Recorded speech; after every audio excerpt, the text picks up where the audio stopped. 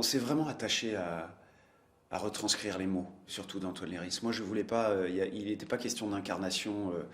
Il ne s'agissait pas de jouer un personnage. On a vraiment été frappé, Benjamin Guillard, le metteur en scène, et moi, par une lecture simple des mots et la puissance qu'avaient les mots.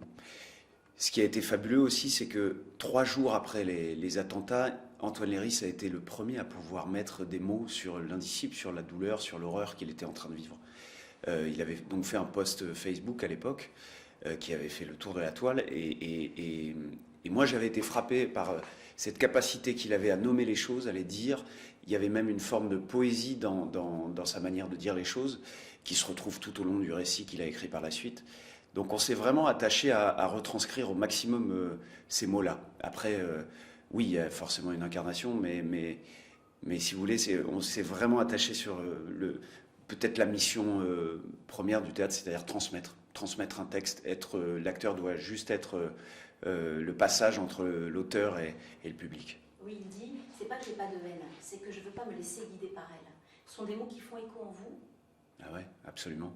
Oui, il n'a pas de haine, mais il le dit. C'est pas qu'il n'a pas de haine, c'est qu'elle ne sera pas sa maîtresse, son guide. Exactement. Il dit dans la lettre Facebook que beaucoup de gens ont lu, il dit vous avez volé la vie d'un être d'exception, l'amour de ma vie, la mère de mon fils, mais vous n'aurez pas ma haine. C'est-à-dire qu'ils lui ont déjà tout pris, mais cette chose-là, c'est hors de question qu'ils puissent l'avoir. Ça serait vraiment, il le dit, céder à la même ignorance qui a fait de vous ce que vous êtes. Lui, il veut élever son fils dans l'amour. Il veut que son fils soit élevé dans des belles valeurs de liberté.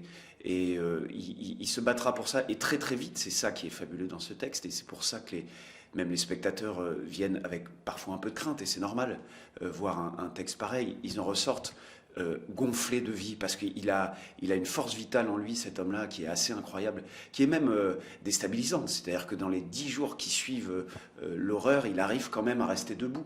Mais c'est une forme d'exemple quand même. Moi, je me souviens que je l'avais vu à la télévision, lui, parler des choses avec une dignité, mais incroyable.